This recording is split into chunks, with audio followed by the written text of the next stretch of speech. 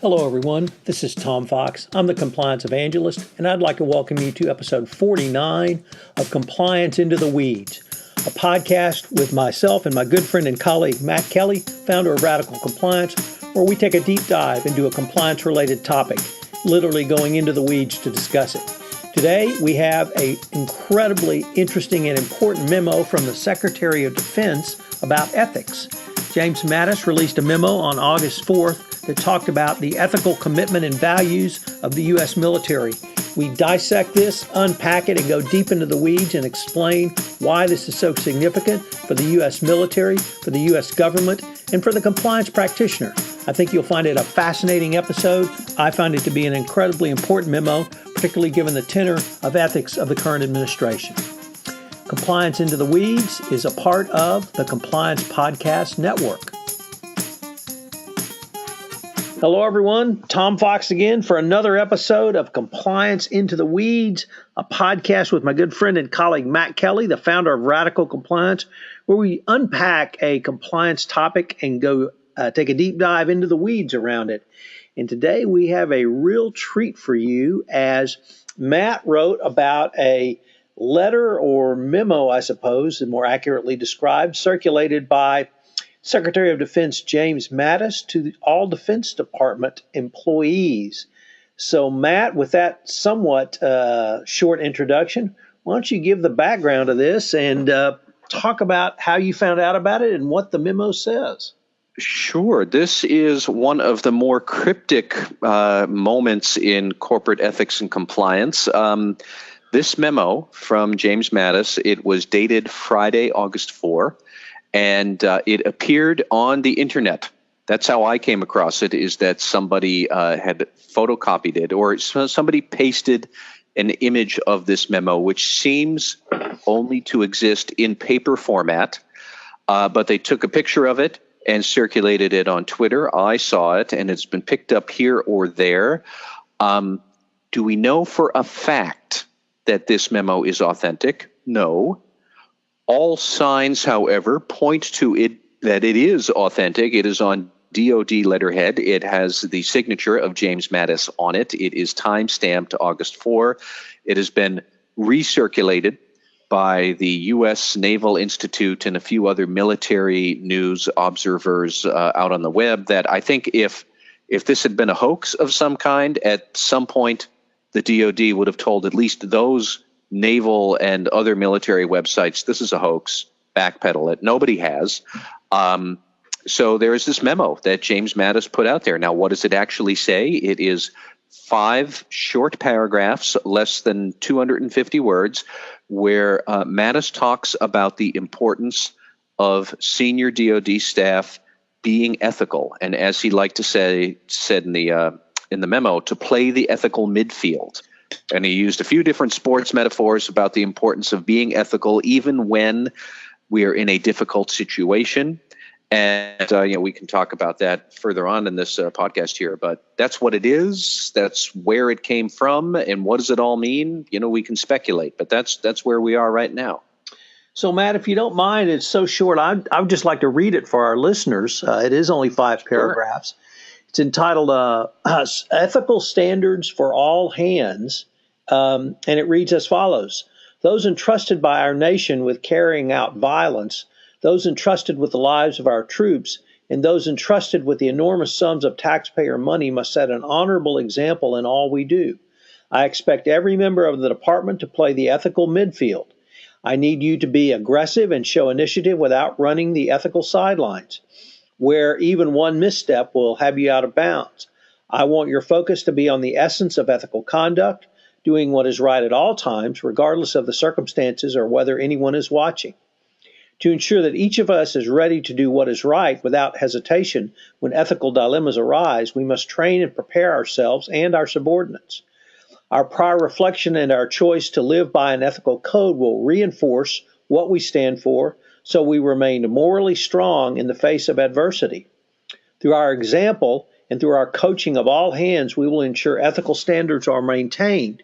Never forget, our willingness to take the oath of office and to accept the associated responsibilities means that every citizen who have never met us trust us to do the right thing, never abusing our position, nor looking the other way when seeing something wrong. I'm proud to serve alongside you. Signature, James Mattis. Matt, I really find that to be one of the best statements of doing ethics that I've read in one place in quite a while. I know. So even in this one in a zillion chance that this memo is somehow a fake or a hoax, on the substance of it, who cares? Because this is spot on with the sort of why are we doing this analysis that corporate compliance officers confront all the time.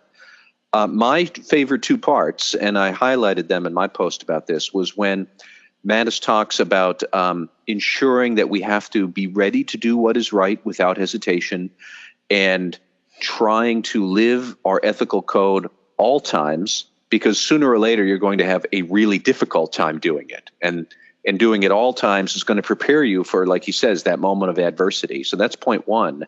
And then when he talks about the need to honor the trust that citizens who have never met the DOD, I have not met James Mattis or many Pentagon people, we are placing a trust in them with our families who are serving in the military, with our tax dollars, and there's quite a lot that goes there. We have to honor that trust that people are placing in the military. This is very lofty stuff, and it's spot on with issues of training and trial and test and perseverance, that ethics is really what it's all about. And whether it's business or military worlds, it's one and the same. So I'd like to really go through what I consider the three really substantive paragraphs. Mm-hmm. And you highlighted in your opening remarks about the ethical midfield. One of the best examples that I ever heard of this was when I was interviewing some employees in Singapore for a Houston-based or a Texas-based energy company. And the office manager looked at me and said, "There's enough money to be made in the middle. I don't have to go to the sides where I can get in trouble." And that always stuck with me. And here it may be more of a soccer or football metaphor. Nevertheless, I find the same analogy, which is the closer you get to the ethical sidelines, the more easy it is to have a misstep that would put you out of bounds. And I really appreciated the analogy of the ethical midfield. And then he ends with doing what is right at all times, regardless of the circumstances, and then whether anyone is watching. And many people say that's what ethics is doing the right thing when no one is watching. And here we have the Secretary of largest military on earth saying that. Yeah. And, I didn't really think of it until you mentioned this, but talking about going to the sidelines, if we wanted to continue that metaphor a bit, it would be worth asking yourself, if you're a compliance officer looking at your company, well, what would push people to play at those edges where things are much more questionable? Do we have a pressure or culture that drives people to play at the edge? Do we have loose internal controls, which mean if somebody wants to drift right up against that line and maybe go over it, we're not going to catch them. It's a nice vehicle to start to think about, business practices, cultural norms in your organization that let people get to a place where they should not be. Because as your Singaporean person said, what you want to do is you want to be right there in the middle where it is a safe playing ground to fight the good fight and close the deals and get the money and get the revenue. But you don't have to engage in these questionable things over at the extremes. The next paragraph, you really spent some time in your blog highlighting and discussing, and it's about training and to ensure that each DOD employee will do what is right without hesitation, that they must train and prepare for prepare ourselves, the languages ourselves and our subordinates, and that we will remain morally strong in the face of adversity. What were some of the training components that you were able to unpack that you wrote about? Well, I thought that really it was a good point that practice, the art of doing something over and over to get better at it. Practice is what lets you get good at something. And I again, I hadn't thought of it until just now, but I suppose the military metaphor would be that you go through basic training, you take target practice, you take all sorts of skills and training and drills and whatnot. That is such a big part of the military. And you do it on the base, you do it at home, you do it here where it's safe, so that you will have the memory, the muscle memory, the instinct to do it in battle when it really matters. And there will not be room for error under those circumstances. And it's a similar sort of a thing here, I think, that, what I wrote about in my post is that it's easy to take the online training, that you should not be paying a bribe. It's easy to take the multiple choice test that tells you when somebody pressures you, you should be reporting him or her to the compliance hotline or to the SEC or somebody else. That part is easy, but walking the walk, doing it, practicing it day in and day out, so that when the senior VP really does lean on you on June 29th, that we need to close this by the end of second quarter or we're not going to get our bonuses. Like, that's hard. And you can't necessarily train for that pressure through an online tutorial. I would even maybe draw an analogy to something that Hui Chen, the former compliance counsel at the DOJ, that she mentioned a couple of weeks ago when I interviewed her. She was talking about effective compliance programs, and she said it's really important to take advantage of small, harmless compliance failures to figure out where did they come from? How do we seal those up? What went wrong there? Even if there is no harm, because sooner or later, those root causes are going to allow something that is going to cause harm, that is going to be a big deal. And we need to be in position. We need to seal that up. We need to practice our way through it to make sure that when the real moment comes, we'll be in a better position. It's a slightly different approach to what Mattis is saying, but they're both basically saying in the small ways every day you have to work at this, because sooner or later the trial is going to come. And if you don't have that practice, you're going to crack under pressure. I've never been in the military. I don't have military experience. I am willing to bet if you drop me into a firefight, I am going to make a mess of my pants and crack under pressure because I have not practiced. And it's the same sort of point. So I guess I was really struck by that part of your blog post, the practical nature of the training, the practical nature of the ethics training. And here he really emphasizes and he uses the word train. And that's what the military does. It trains. It constantly trains. It trains for the times that it's going to be deployed, and we'll have to bring this awesome violence and force to bear. And I really like the way you drew that out, Matt, in your blog post around maybe what we need to do in our corporate ethics training is move towards practical training, so that not simply talk about here's our code of conduct, here's why we're an ethical company, here's our values, but what are some of the situations you may face out in the real world? What are some of the situations you may face when you hear some rumor a competitor has done something? What are some of the situations we may face, and you articulated when it's June 2029 and you've got to close X number of deals to make your Q2 numbers, or you could be terminated. Are you going to lose or forget or not employ your ethical training at that time? So maybe we in the corporate world can draw inspiration from the military's use of the word train and continual training. And perhaps that's one of the messages. I know you really hammered that, or at least it's really struck me in your blog post. And maybe that's the way to think about it. The military trains, muscle memory, ethical decision making is all part of your military being, and that we expect you to do this without hesitation because you've been trained on it, and we accept the responsibility to train you. I think that's exactly right. And, for all of the flaws of the military, which are many, it is a huge organization that has all sorts of idiosyncrasies that I am sure drive plenty of people, including Secretary Mattis, totally crazy. But on building a strong, cohesive culture about what we are about, what is our mission, how do we all stay on the same page of what our mission is to defend the country, I don't think that the military has many problems there. And given the size that it is, that is a very impressive feat. And it's a testament to to how good the military culture is. So let me now go to the penultimate paragraph and really focus on the first line, because this is the one that really struck me in this paragraph, Matt.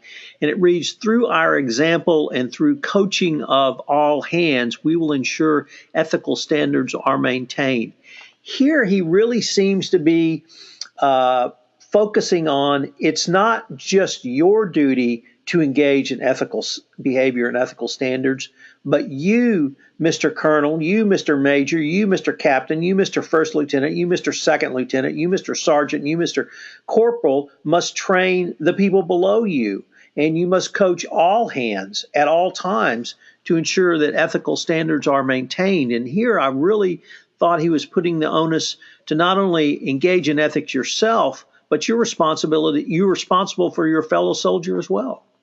Yeah. And, this is with slightly different language, really. The point that he's making is nothing different than what many compliance training vendors or business ethics specialists and thinkers, including you and me, that we would say. It's up to the CEO to lead by example, to give opportunities, to encourage people to do the right thing and to call that out. And, we can talk about those ideas in other podcasts at other times, but the substance of what corporate compliance thinkers talk about all the time is very much in all of what he's saying here. And again, he said it in 5 paragraphs. He said it in 225 words, and you rattled off the whole thing in about 60 seconds. And that's all that needs to be said. He whacked the nail right on the head in less than a minute. So now, Matt, what I'd like to do is turn to one of my favorite topics, political speculation. Sure. And you've even got a great part of your blog post about the speculation of why this memo may have been released. So why don't you go through these and we can chew on those. I've got a couple I want to throw out at you, but this will be the fun part. Well, yeah. And so, like I said, I found this on Saturday afternoon, I think, and I was wondering, well, why now? What prompted this? And as much as we might hope that we could be noble, and maybe Secretary Mattis did this for no reason at all. Maybe he just wanted to remind people about ethics because he thinks about it all the time, and I hope so. But here in the real world, I don't think so.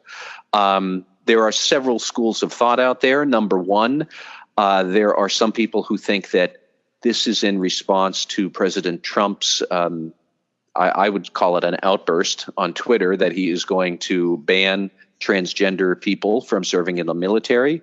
Once President Trump said that, several military leaders had already said that until there's an actual policy that's written and being forced upon them by higher ups, they're not going to pay attention to that tweet. And maybe this is meant to show the Defense Department that we are going to keep treating transgender people as a fully functioning part of the military, as many of them already are, and treat them as individuals who deserve respect. So that's one idea. Number two might be that this is more conspiracy-minded. I don't know that I believe it, is that maybe Secretary Mattis is warning people to think long and hard in case President Trump gives some sort of illegal order. Ordering somebody to torture someone in military custody. There are many who would say that is an illegal order that should not be done.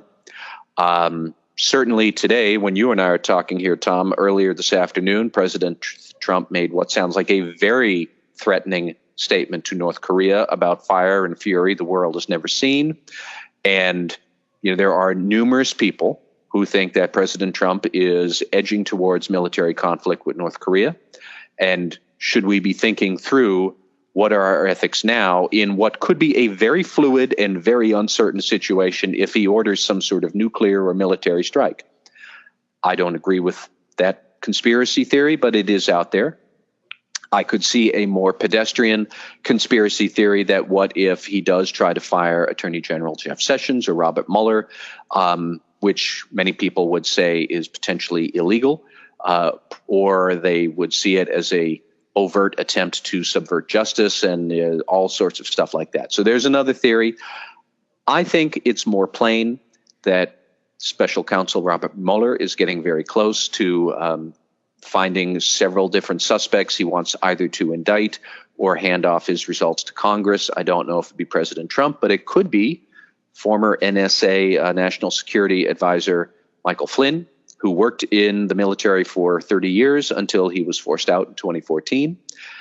If he had been betraying U.S. interests to work with Russia and was not disclosing payments he was receiving from them and all this other fun stuff, there may very well be people who are going to get subpoenas who are working in the Defense Department now. They might have evidence that Robert Mueller would like to see. And this basically is, to me, it seems like Secretary Mattis is saying, if Robert Mueller comes knocking on the Pentagon's door, you have to cooperate because that is the right thing to do.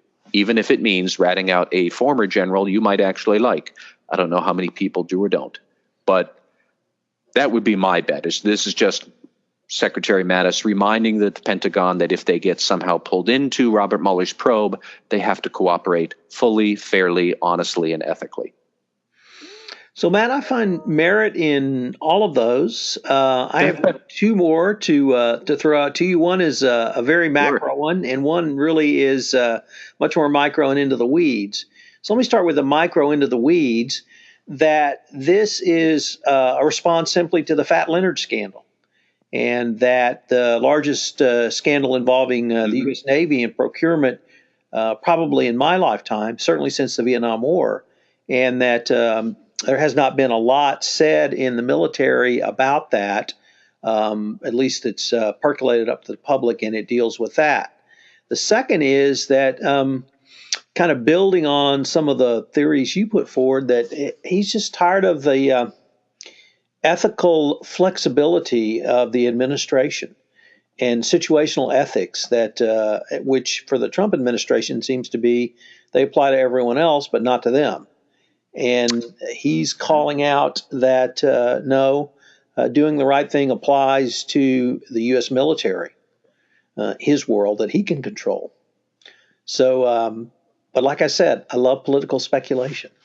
I could certainly hope that it is the latter, that he is just telling people that good ethics apply across the board.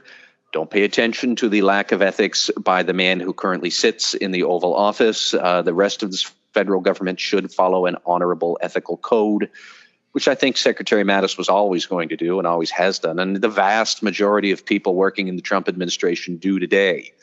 I won't rehash this right here and now, Tom, but we've said before, I believe that the ethical problems with the Trump administration reside very specifically with people whose last names are Trump, and there's really only one or two of them around. Everybody else, I think they want to do the ethical thing, the vast majority of them. And I'm glad that Secretary Mattis put it out there. Can't really say I care exactly why, because the substance of it is so good. And this is so on point with what corporate people deal with that it's well worth printing it out, reading it, digesting it. And I really would also encourage compliance officers to take one of your suggestions forward, which is to use it. Use it to cite it to senior management. Use it in your training. Say, this is what the U.S. military is saying, and that we are a corporation. We didn't take an oath of office. Nevertheless, we have, agree on certain fundamental values. And one of these is that we will do the right thing without hesitation when an ethical dilemma arises. So kudos for pulling this up. I think it's just a great document for every compliance officer. You're spot on that. All right. Thank you, Tom. Till next time, Matt. Hello again. This is Tom Fox. I'd like to thank you for listening to this episode of Compliance Into the Weeds. If you have listened to this podcast on iTunes, Matt and I would greatly appreciate it if you would rate our podcast, as it would help in our rankings and also get out the word about the only podcast that takes a deep dive into a compliance or compliance-related topic each week. Also, if you have any questions, please feel free to email Matt at mkelly@radicalcompliance.com. You can reach me at tfox@tfoxlaw.com. Thank you once again for listening to this episode of Compliance Into the Weeds, a part of the Compliance Podcast Network, and I hope you will join us next week for another episode where Matt and I take a deep dive into the weeds of compliance.